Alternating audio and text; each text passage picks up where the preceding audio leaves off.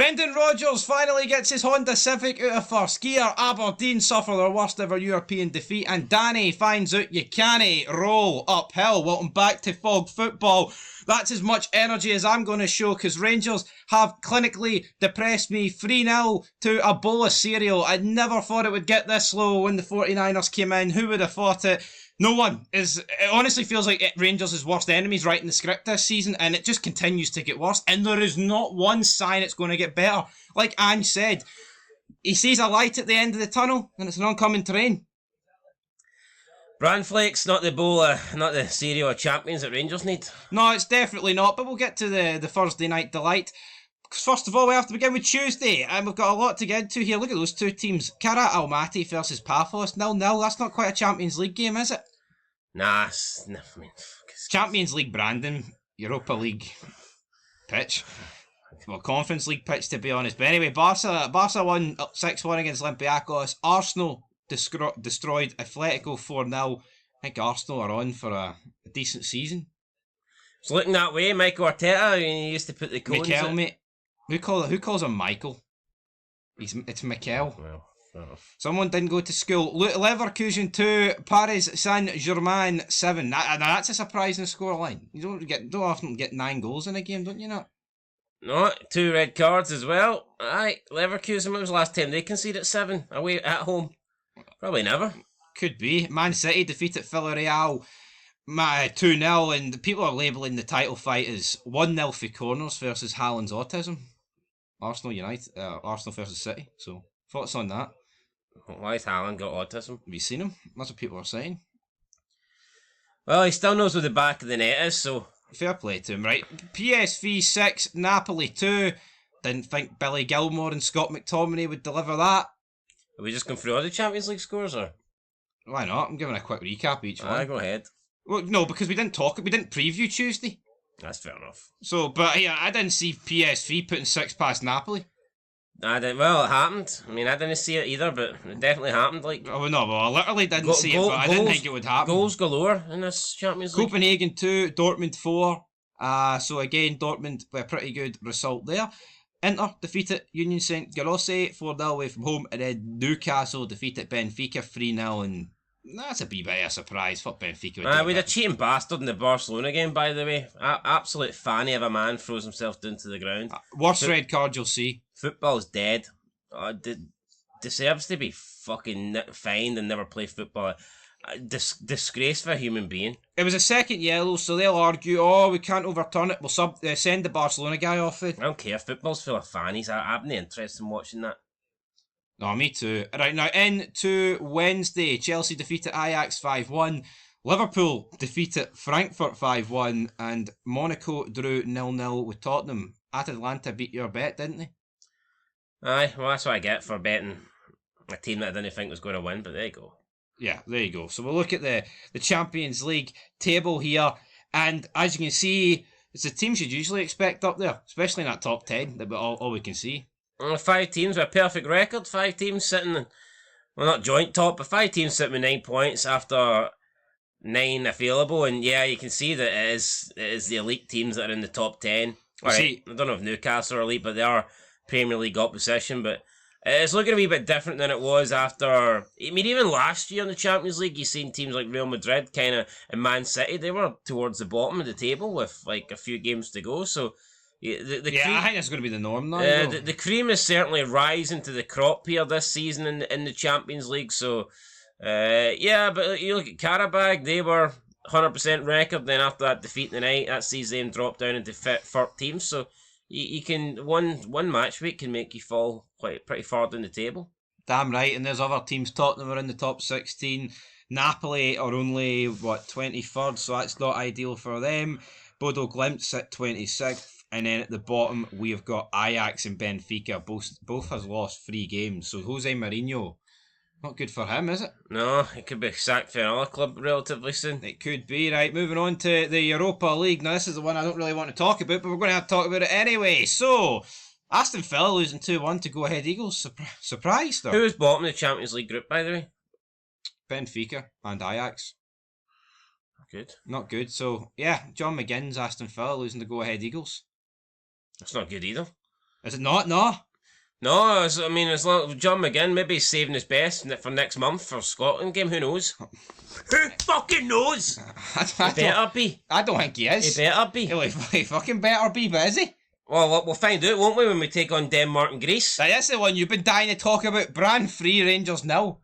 Apparently, I've overused the analogy, the bran flakes. So let's go. Well, go get the rest. Get the rest of your shitey analogies and puns and whatnot out. Go for it, big man. Go. I've ran out of my analogies. You ran out of cereal. You at the bottom of the bowl. I've ran out. Scraping the bowl. I've ran out of patience.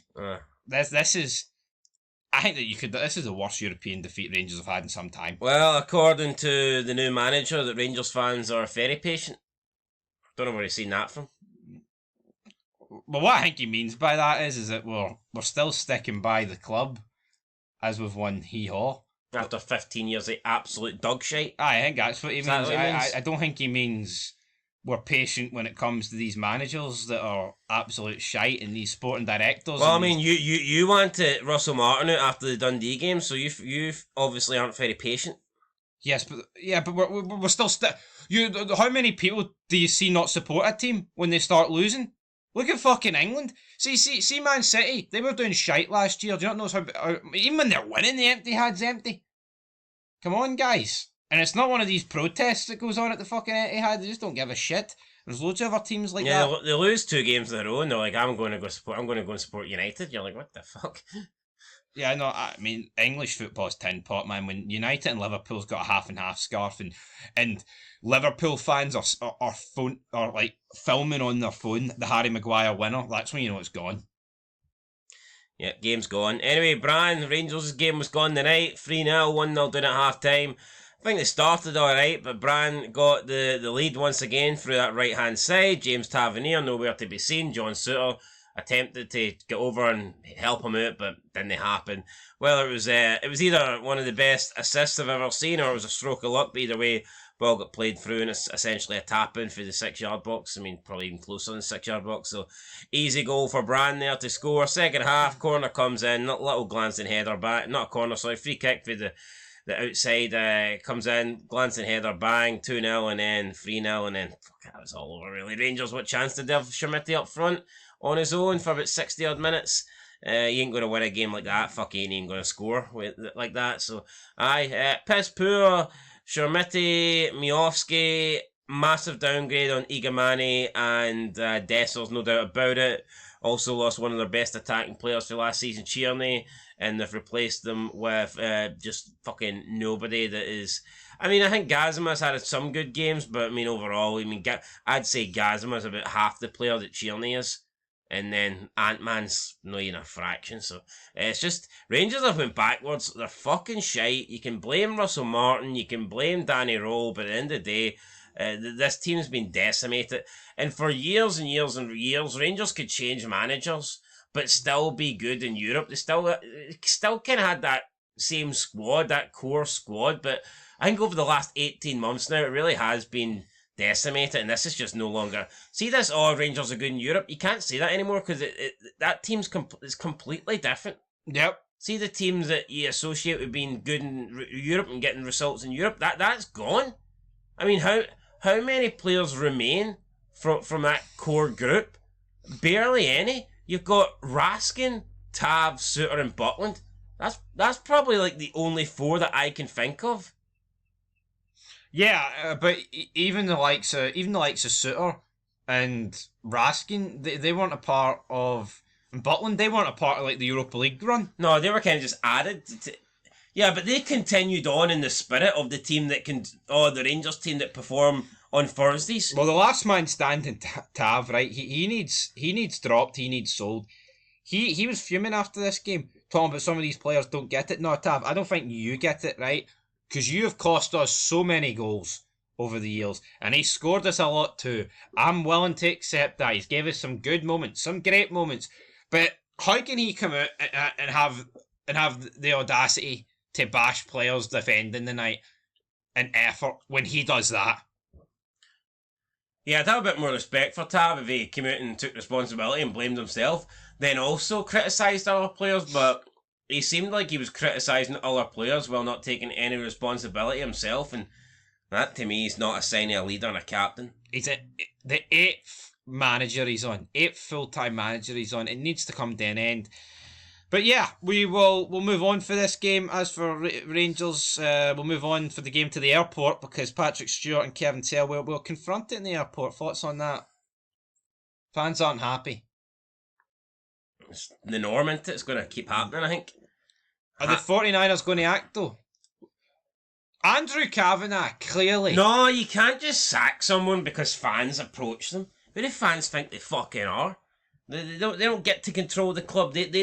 No, but honestly, it's our club. No, it's not. It's Andrew Kavanagh's because he's the man that's paid the money for it, right? You're just someone that supports it.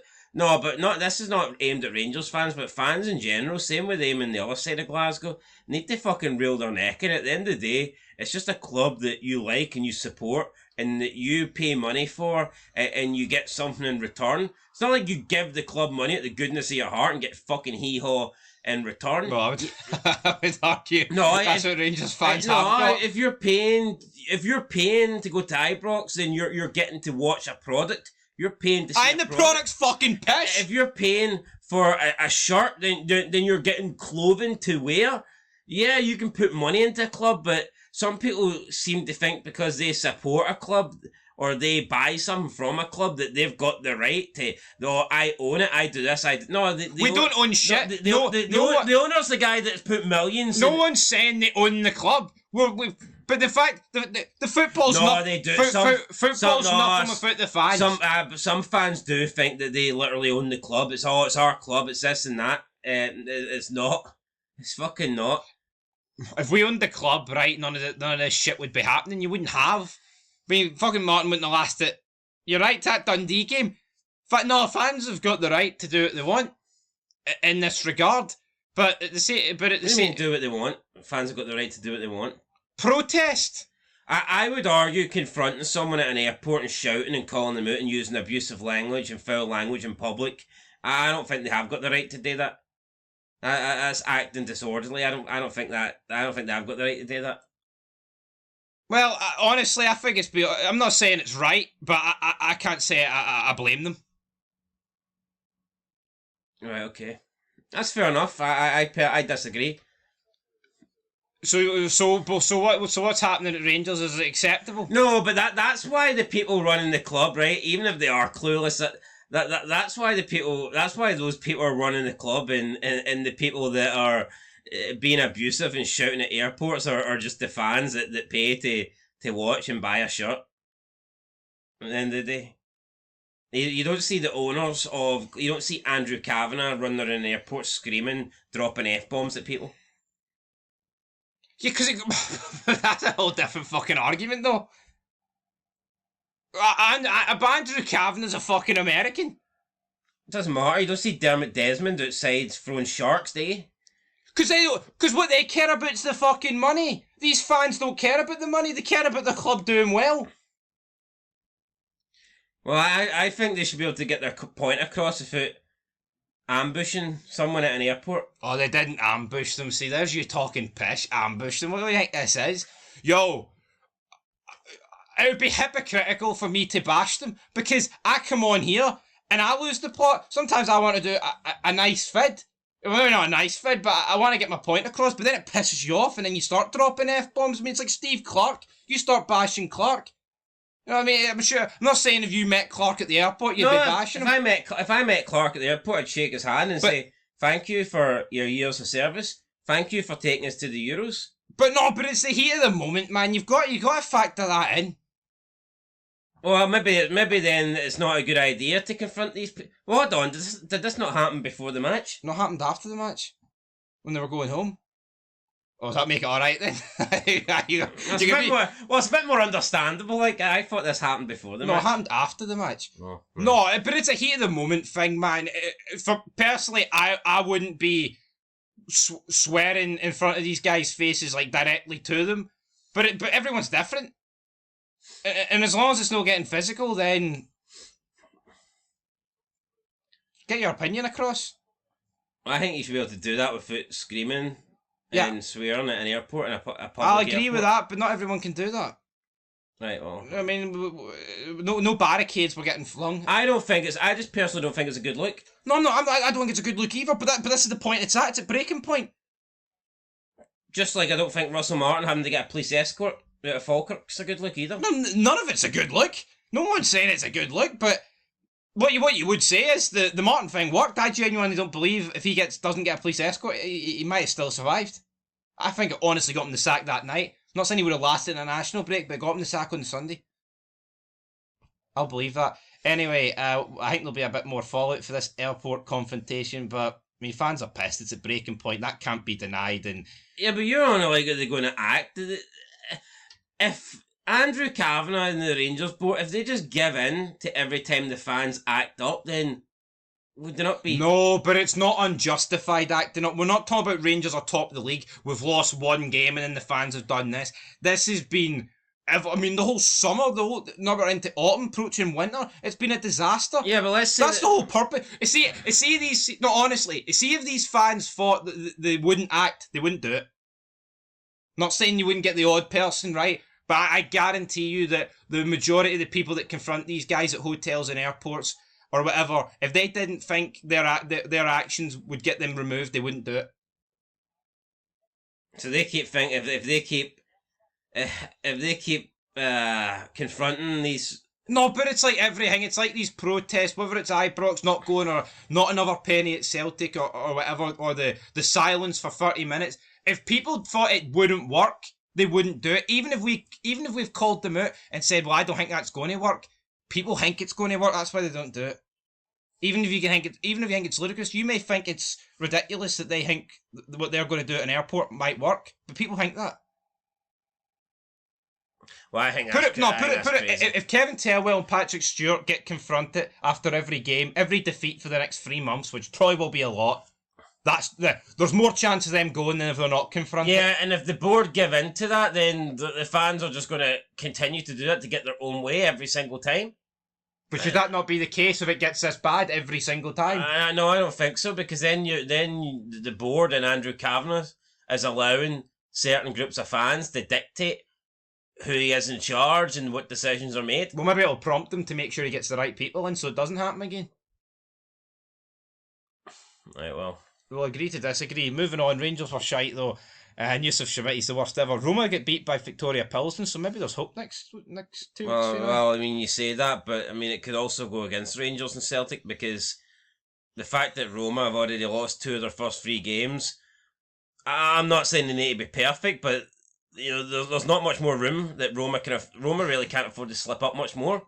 So had Roma been perfect and they've won their opening 3, yeah, their form would be better, and you'd think, right, well, they're looking good, but at the same time, Roma could afford to, drop points, but the way Roma's going right now, they need to pick up wins, and it's unfortunate that's who Rangers have got next. They do. Speaking of picking up wins, Celtic... But you say the Rangers are pretty much out. They are. If Roma lose to Rangers, then are they not close to being out as well? If Roma lose to Rangers, they'll have the same points as Rangers after 4 games. That is true, but I mean, Roma will not lose to Rangers unless Rangers do a miraculous. No, but I don't think Roma can afford to lose to Rangers. That's the point I'm making. No, they can't. Anyway, Celtic won. They beat Storm Graz 2-1. What would you rather? Would you rather Rangers be taking on a Roma that had 3 wins out of 3, or a Roma that had 1 win out of 3? I think you can spin it. Spin it whatever way you want, but fact is, if Rangers are pish going into the game, they're probably not going to pick up anything. But Celtic did pick up a win against Storm Graz, came from behind, deserved to win, made hard work of it. They needed to win. Celtic got a much tougher fixture list than Rangers, and therefore they needed to win this game. No, 100%. And who got them the win? 2 players that Celtic fans have complained about. They don't like Scales. They don't want Scales in the team. And the other player was, of course, Nygren, a man that they spent £2 million on. And Celtic fans have claimed that this season's transfer window's been shocking. Oh, not spending enough money, not bringing in enough quality, haven't replaced this guy, haven't replaced that guy. Did you see the state of Nygren in that game? He got in a position of chances though, didn't he? About 7 of them. So did Shameti. Was he fucking good all of a sudden? Hold on. Exactly. Nygren no, but you're arguing because he got in positions, he's good. Look at fucking Shameti, he got in positions and he's shite. Nah, I mean... Nah. Nah, you're going to got in way more better positions than I missed them all. Right, anyway, we'll move on. Nottingham Forest 2, Porto 0. So Big Ange was shite all along. It's looking that way, isn't it? Sean Dyche coming in, man. Get a 2-0 win. Well, there you go. Didn't expect that. Maybe Rangers should have took him. Right, we'll look at the table then. I mean, we could look at the top end. Now, well, in terms of top end, you've got Villa sitting 10th. Well, Brands sit 8th. I mean, I think you can at least do the decent thing here and give Midtjylland the acknowledgement that they're sitting top. That would be... Aye, Celtic play them next. that would maybe be the right thing to do, aye. Well, you've got a mouth too. Forest are 17th, Celtic are 21st, but you made a big deal out of this in the last review we did. Look at that. Rangers sitting dead last. Dead last.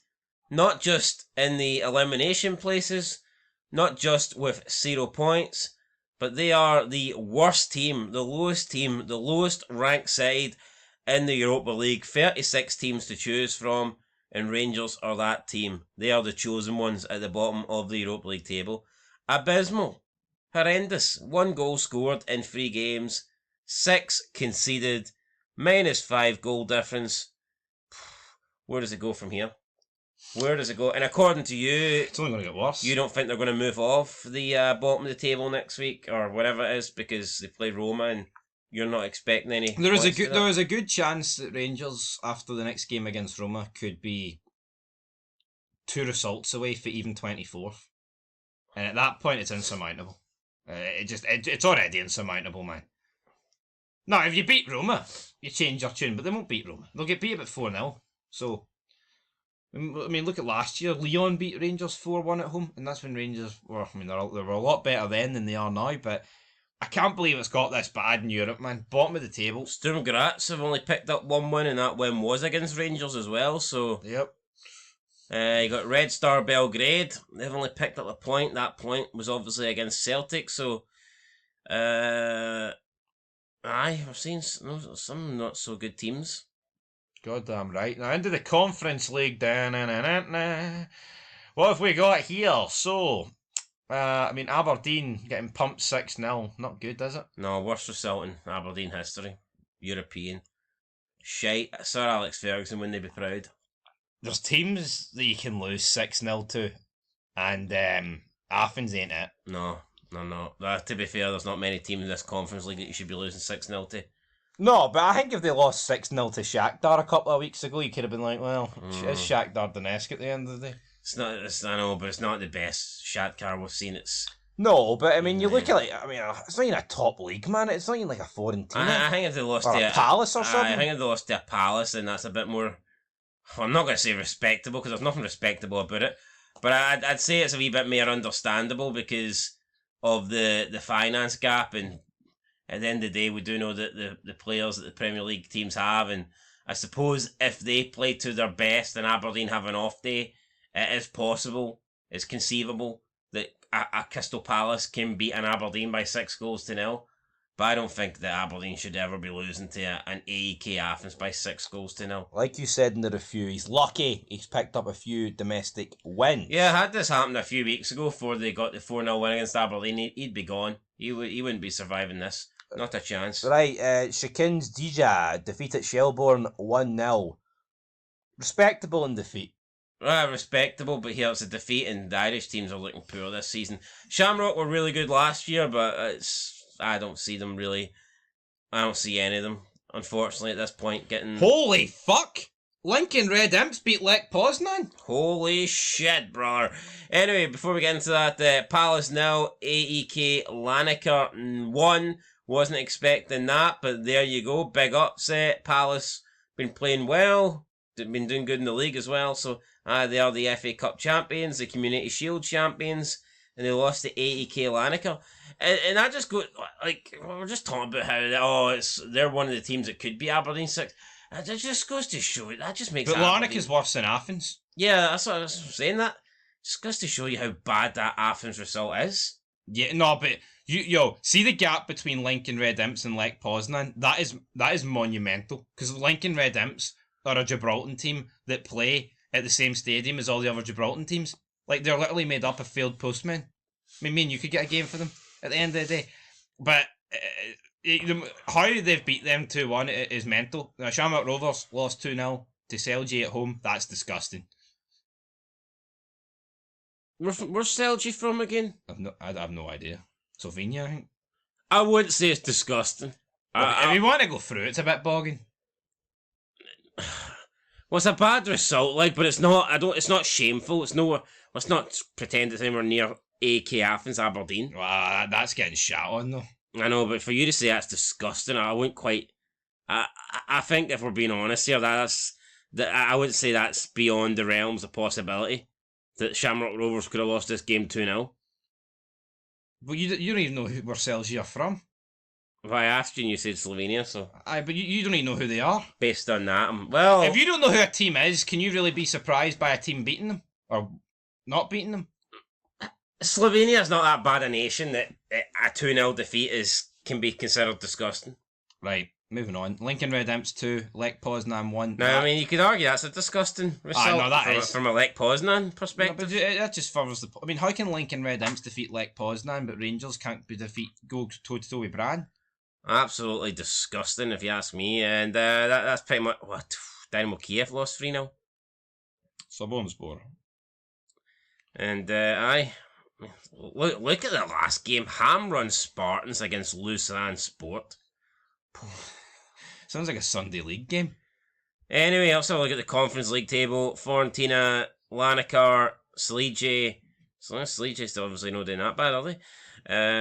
Yeah, they're on the top 8 there. Then we go further down. Palace dropped to 16th. Shakhtar in 17th. In the elimination places. I mean, the good news for Aberdeen is they win, they could probably go in top 24. Shelbourne's got a point. Bratislava's down there. Shamrock with 33. Wow. So there you go. I mean, I don't know why I'm not really surprised, but you've got 2 Scottish teams pulling up the rear in the conference in the Europa League and there's just... It's embarrassing. It's fucking embarrassing. I think it's actually more embarrassing for Aberdeen because...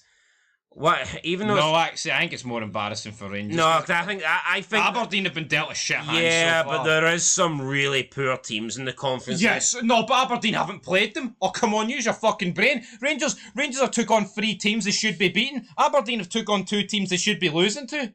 But no, let's be honest here. Alright, but let's say at the end of the campaign, let's say they both finish on 36 points. Aye, who's at 36 points? They fucking wish. Let's say they both finish in 36th place. Who's that more embarrassing for you, in your opinion? Well, it's obviously Aberdeen, but Aberdeen have got a really tough run of games in this. I would say that there's... The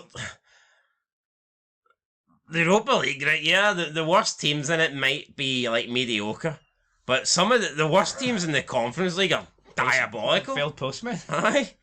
Bunch of big Stevie Cools running about a pitch. I know. Anyway, at least that one. 36th place for Aberdeen. Go back to Europa League. 36th place for Rangers. So both Aberdeen and Rangers down and out. Not a single point.